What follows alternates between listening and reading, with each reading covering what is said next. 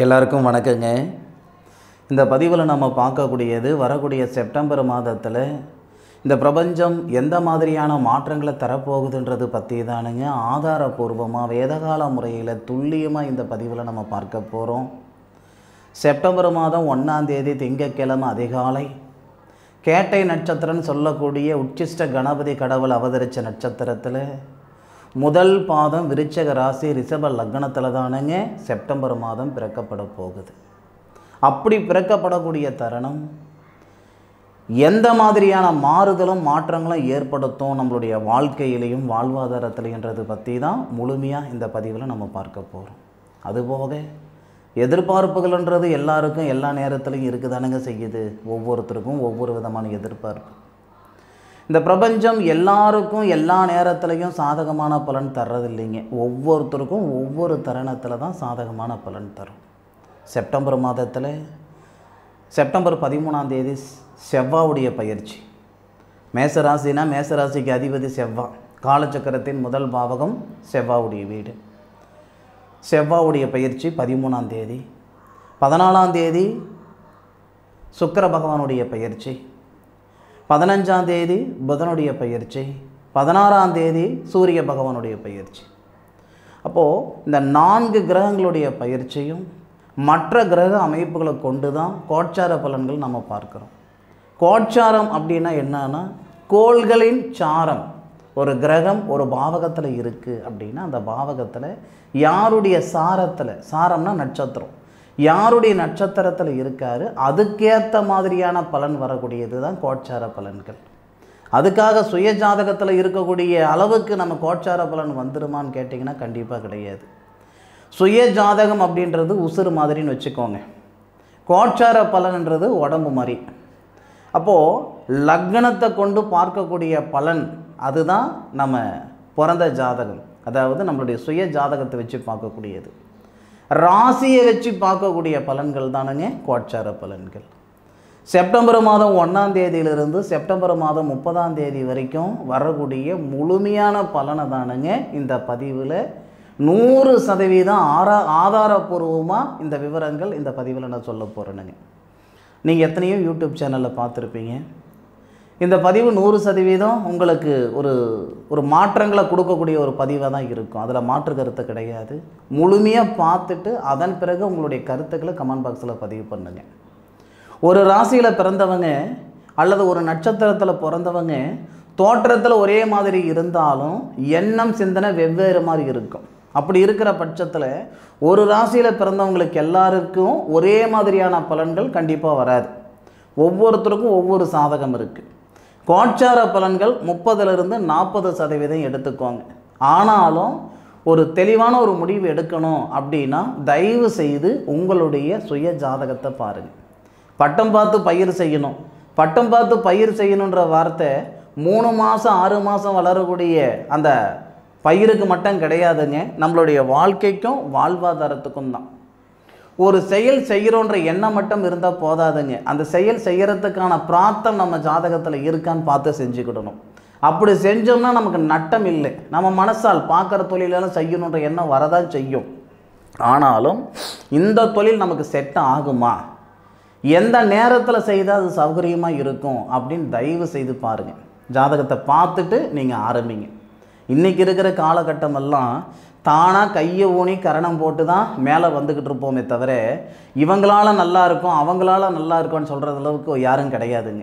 ஒரு முறை நட்டப்பட்டுட்டோன்னு வச்சுக்கோங்களேன், மீண்டும் சுய தொழில் செய்கிறதுக்கோ அல்லது ஒரு செயல் செய்கிறதுக்கான ஒரு எண்ணமே இல்லாமல் போயிடும். அதனால் முடிஞ்ச அளவுக்கு உங்களுடைய சுய ஜாதகத்துக்கு தயவு செய்து முக்கியத்துவம் கொடுங்க. கடகராசியில் பிறந்தவங்களுக்கு உண்டான முழுமையான செப்டம்பர் மாத பலன் தானுங்க இந்த பதிவில் நம்ம பார்க்க போகிறோம். கடகராசியாதிபதினு சொல்லக்கூடிய கிரகம் சந்திரன். கடகராசிக்கு மட்டுமே இருக்கக்கூடிய மிகப்பெரிய பிரார்த்தம் என்னன்னா ராசியாதிபதி சந்திர பகவானை வருவார். ராசிக்கு 2வது பாவகத்துக்கு அதிபதி குடும்பஸ்தானாதிபதி, அதாவது குடும்பஸ்தானாதிபதி தனஸ்தானாதிபதினு சொல்லக்கூடியவர் சூரியனாக வருவார்.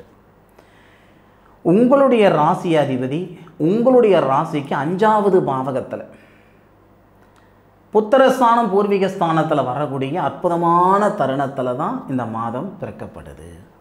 செப்டம்பர் மாதம் 1ஆம் தேதி பிறக்கப்படக்கூடிய தருணத்தில் உங்களுடைய ராசியாதிபதின்னு சொல்லக்கூடிய சந்திர பகவான் உங்கள் ராசிக்கு 5வது பாவகத்தில் புதனுடைய சாரத்தில், கேட்டை நட்சத்திரம்னு சொல்லக்கூடிய புதனுடைய சாரத்தில் புத்திர ஸ்தானத்தில் உங்கள் ராசிநாதன் இருக்கக்கூடிய சூழலில் மாதம் பிறக்கப்படுதுன்னா, புத்திர ஸ்தானாதிபதின்னு சொல்லக்கூடிய செவ்வாய் புதனுடைய வீட்டில் கடகராசிக்கு 3வது பாவகத்தில் இருக்கிறார்.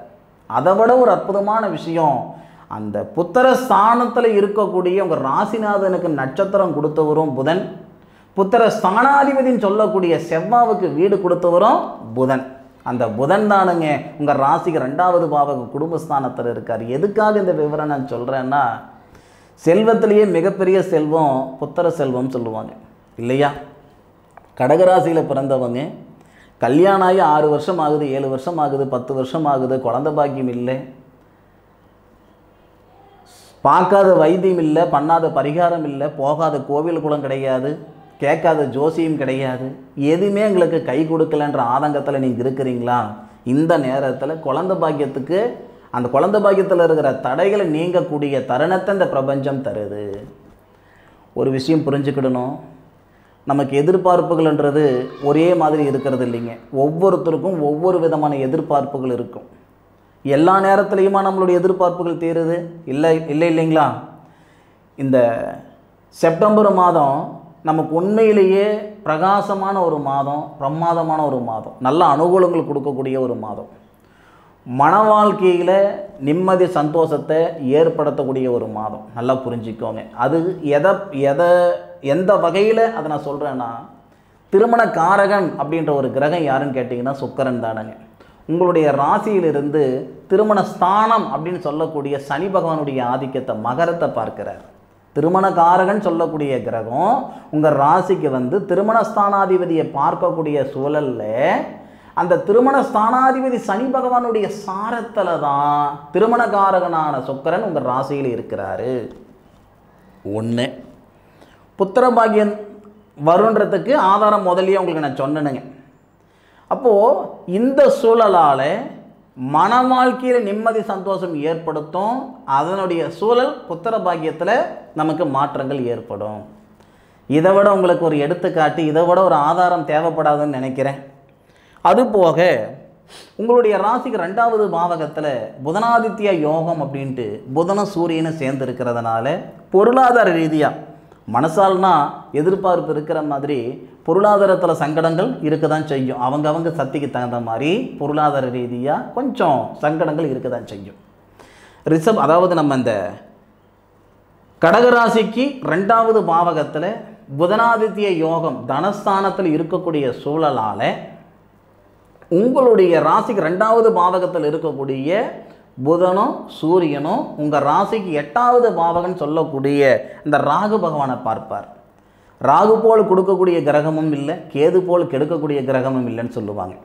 8வது பாவகத்தை புதனாதித்ய யோகமாக இருக்கக்கூடிய சூரியனும் புதனும் பார்க்கக்கூடிய தருணத்தில் 8வது பாவகத்தில் இருக்கக்கூடிய ராகு குரு பகவானுடைய சாரம், குபேரர் அவதரிச்ச நட்சத்திரம்னு சொல்லுவாங்க புரட்டாதி நட்சத்திரத்தை. அப்போ புரட்டாதி நட்சத்திரத்துக்கு அதிபதி குரு உங்கள் ராசிக்கு 12ல் இருந்து உங்கள் ராசிக்கு 8வது பாவகத்தை பார்க்கிறார். திடீர் அதிர்ஷ்டம் ஏற்படும். கடகராசியில் பிறந்தவங்க 2 கோடி ரூபாய் கடன் இருக்குதுங்க, 4 கோடி ரூபாய் கடன் இருக்குதுங்க, இருக்கலாமா செத்து போயிட்டுலாமன்ற மனநிலையில் நான் இருந்துக்கிட்டு இருக்கிறேன். ஒரு சிலர் இருக்க தானே செய்கிறாங்க. இந்த செப்டம்பர் மாதத்தில் 2 கோடி கடனும் தீர போகிறதில்ல, 4 கோடி கடனும் தீர போகிறதில்லை. ஆனால் நாம் ஏன் சாகணும், எதுக்காக சாகணும், இருந்த கடனை கட்டிவிடலாமேன்ற தைரியத்தை கொடுக்கும்.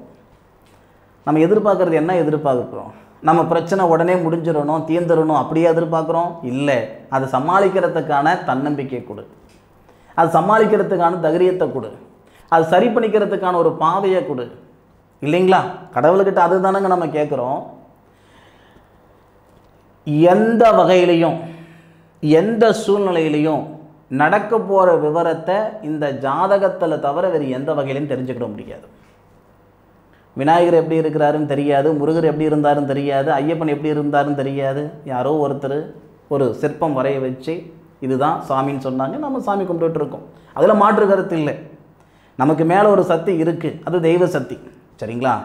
ஆனாலும் இந்த ஜோதிட ரீதியாக தான் அறிவியல் ஆராய்ச்சி என்ன தான் வளர்ந்துருந்தாலும் சரி, எவ்வளோ ஒரு ஆன்மீகத்தில் நாம் இருந்தாலும் நம்மளுடைய தலையெழுத்தை தெரிஞ்சுக்கிடணும்னா, நம்மளுடைய விதியை தெரிஞ்சுக்கிடணும்னா உங்களுடைய சுய ஜாதகத்தில் தான் முடியும்.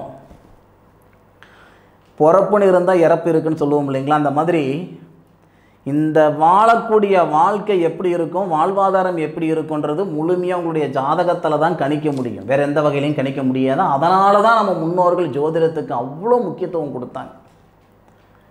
ஆயக்கலையில் ஜோதிடம்ன்றது அதாவது முக்கியமான கலையாக இருந்தது. சரி, இந்த செப்டம்பர் மாதத்தில் 13ஆம் தேதி மிகப்பெரிய ஒரு மாற்றம் இந்த கடகராசியில் உள்ளவங்களுக்கு வரப்போகுது. அது என்ன சாமி மாற்றம்னா, இந்த தொழில் ஸ்தானாதிபதினு சொல்லக்கூடிய ஒரு கிரகம் செவ்வாய். கடகராசியில் பிறந்தவங்களுக்கு தொழில் ஸ்தானாதிபதி செவ்வாய் தானுங்க. கடகராசிக்கு 4வது பாவக சுபஸ்தானத்துக்கு வந்து தன்னுடைய சுய சாரத்தில் தன்வந்திரி கடவுள் அவதரித்த நட்சத்திரம் சித்திர நட்சத்திரம்.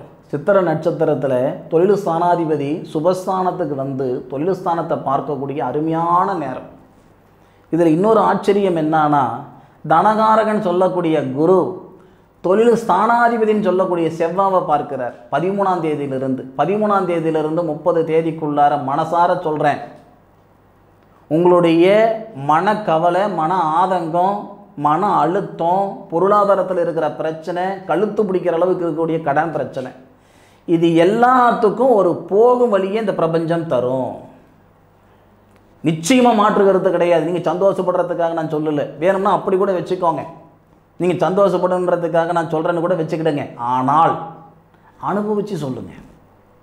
செப்டம்பர் மாதம் 13ஆம் தேதிக்கு மேற்கொண்டு காளிதாசு சொன்னது நடந்தது நடக்கலை, அனுபவித்து சொல்லுங்கள். உங்கள்கிட்ட காசு பணத்தை வாங்கிக்கிட்டு நான் ஜோசியம் சொல்லலைங்க. ஏதாவது ஒரு வகையில் உங்களுடைய மன அழுத்தம் குறையணும், உங்களுடைய சங்கடம் சரியாகிறதுக்கான ஒரு பாதையை காட்டணுன்றதுக்காக தான் இந்த பலன் நான் சொல்லிட்டு இருக்கிறேனே தவிர வியாபார ரீதியெல்லாம் கிடையாதுங்க. வியாபார ரீதியான கடவுள் புண்ணியத்தில் ஒரு நாளைக்கு 4 சாதகம் வருதுங்க, நிம்மதியான வாழ்க்கை நான் வாழ்ந்துக்கிட்டு இருக்கிறேனுங்க. சரியா? ஏதாவது ஒரு வகையில் ஒரு மாதம் அந்த பதிவை நான் தாமதமாக கொடுத்தாலும் குறைஞ்சபட்சம் 10 போன் வருது. ஐயா, மாதம் உங்களுடைய வீடியோ பார்க்குறேனுங்க, இந்த மாதம் இன்னும் நீங்கள் போடலைங்க, என்னங்க உடம்பு கிடம்பு சரியில்லையா அப்படின்னு கேட்கக்கூடிய கடவுள் புண்ணியத்தும் அந்த மாதிரி ஒரு சூழலில் இருந்துக்கிட்டு இருக்குது. எல்லாருக்கும் மனமார்ந்த நன்றியை சொல்கிறேனுங்க. கடகராசியில் பிறந்தவங்க உண்மைக்கே இந்த நேர காலங்கள் நிறைவாக இருக்குது, சரியான முறையில் பயன்படுத்திக்கோங்க. ஒரு சிலருக்கு வெளிநாடு வாய்ப்புகள் எல்லாம் வரும், பயன்படுத்திக்கோங்க. சந்தர்ப்பம் வரும் பொழுது தவற விடாமல் செஞ்சுக்கிட்டோம்னா, ஒவ்வொரு சந்தர்ப்பமும் சரியான முறையில் பயன்படுத்திக்கிட்டோம்னா நிச்சயமாக பிரமாதமான வாழ்க்கை வாழ்ந்துருவீங்க. இந்த தருணங்களில் உங்களுடைய சுய ஜாதகம் எப்படி இருக்குதுன்றது ஒரு முறை பார்த்துக்கிடுங்க. நிச்சயமாக கடகராசியில் பிறந்தவங்களுக்கு இது அருமையான ஒரு பொக்கிஷமான ஒரு நாட்கள். இந்த பதிவு கடகராசியில் பிறந்தவங்களுக்கு மிகப்பெரிய ஒரு மன நிறைவை கொடுத்துருக்கோம் அப்படின்ட்டு நான் மனசார நம்புகிறேன்.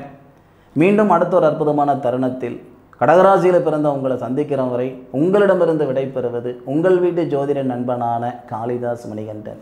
திருச்சிற்றம்பலம். வாழ்க வையகம், வாழ்க வளமுடன்.